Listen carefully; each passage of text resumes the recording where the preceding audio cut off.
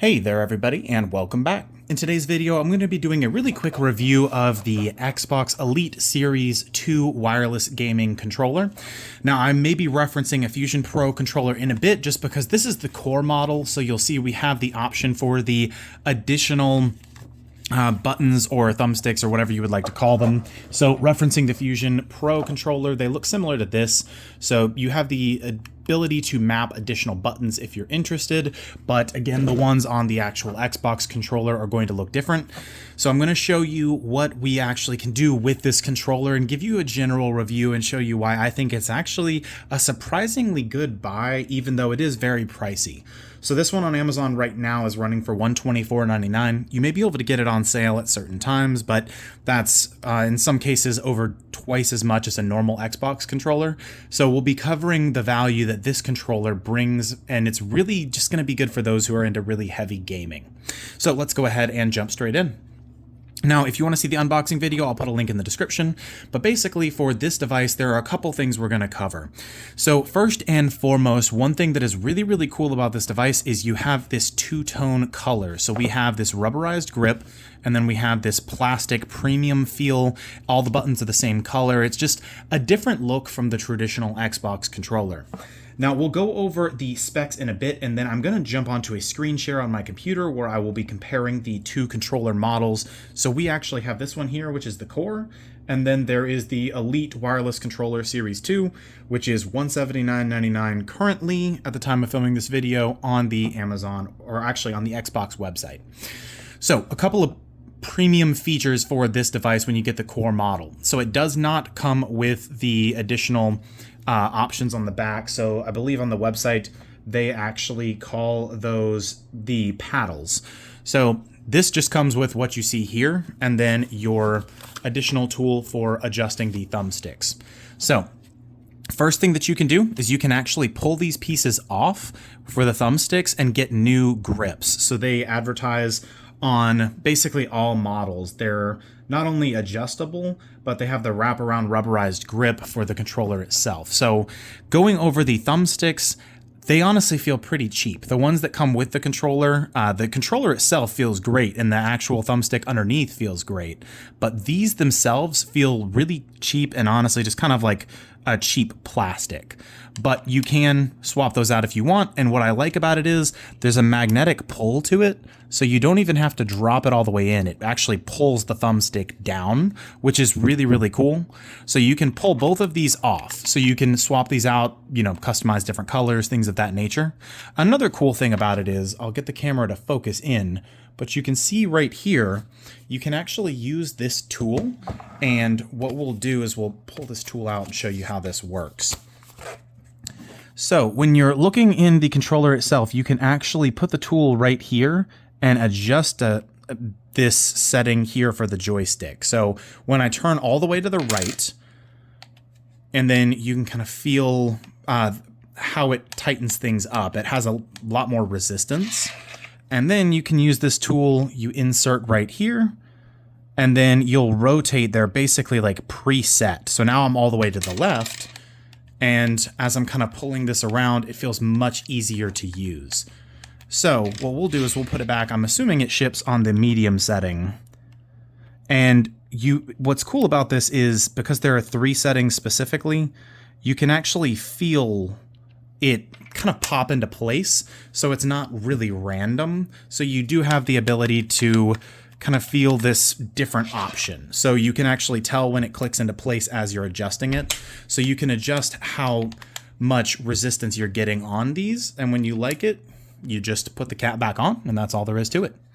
Now, you do also have the ability to swap out the D-pad here. I'm not a huge fan of this D-pad. It is kind of futuristic looking, and it does feel like it's a quality piece. It is also magnetized, so as you can tell, you just pull straight out. And then if you want to set it in place, you'll just let go and it'll go into place. And then you have almost what looks like a compass set up here so that you can see all of the different layouts. And it does have a really healthy click to it. So far it feels pretty premium, and I love that you can swap out most of the pieces here. I would like it if you didn't have to go through a ton of effort to actually swap out some of these buttons and customize them. I think that would really kind of finish it out, but It is what it is. Now, the battery pack is built into the device, but I want to cover a couple more customizations that we have here. So on the back, we have the paddles that you can add in if you're interested, and they just hook in here, and then there's a mappable button. And here we have the triggers. You can actually adjust the sensitivity here. So what this does is when we have this set all the way up, you can see that the trigger you can press all the way down just like a normal controller. If we move this down, you'll see that this is as far down as the trigger will go. And if we push it in the middle, you'll see we can depress the trigger about halfway.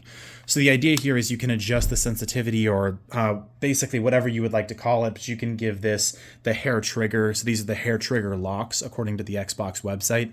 So it's a really cool feature if you want this controller, or on the left side, if you want to be able to aim, for example, in most games pretty quickly, you can tell you would just barely pull down and that's all the way. And then if you want to adjust on the right side, you can have this one to be sensitive, and then this one needs to be pushed in all the way. So it's really cool that they give you the ability to do that.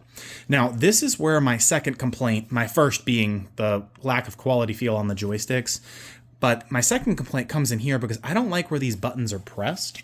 Depending on how you hold your controllers, you always feel them. So my natural resting place for my hands, I actually put both fingers, my middle fingers, directly on top of these little buttons here.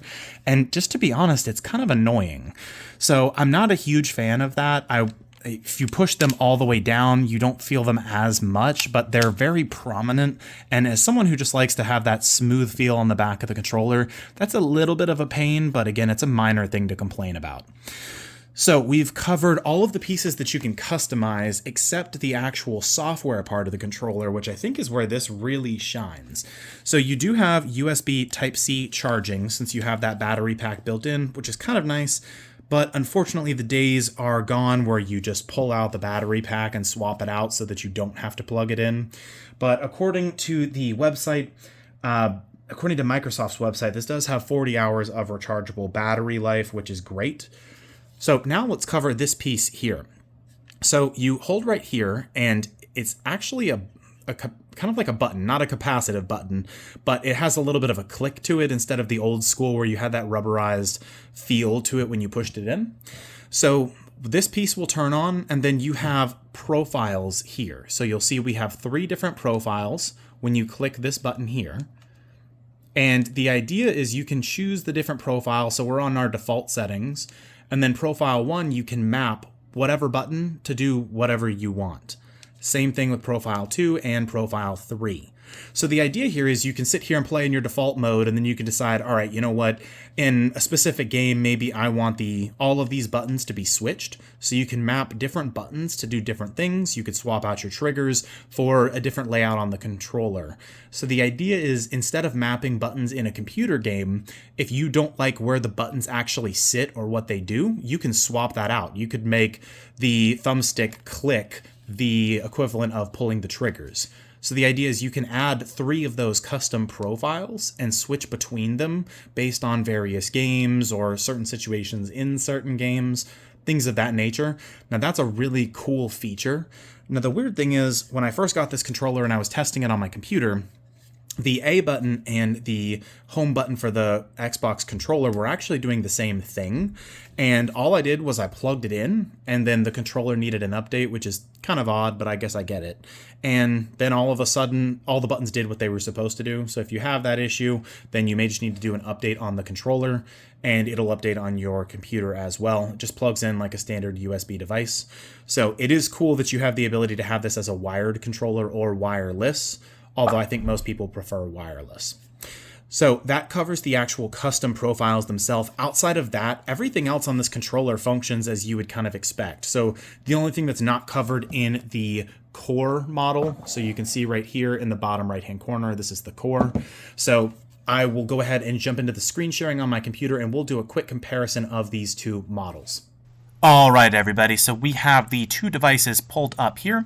On the Xbox website. So we are going to be comparing the two models. So you have your Elite Wireless Controller Series 2 Core, which is white, and then the Wireless Controller Series 2, which is kind of like the premium version.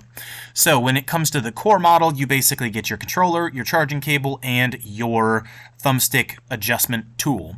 With the Xbox controller itself, you get your controller, you get the Xbox charging cable, the adjustment tool, and then all of these extras. So you get this cool case, and we'll scroll down to show all of the things that are included between the two.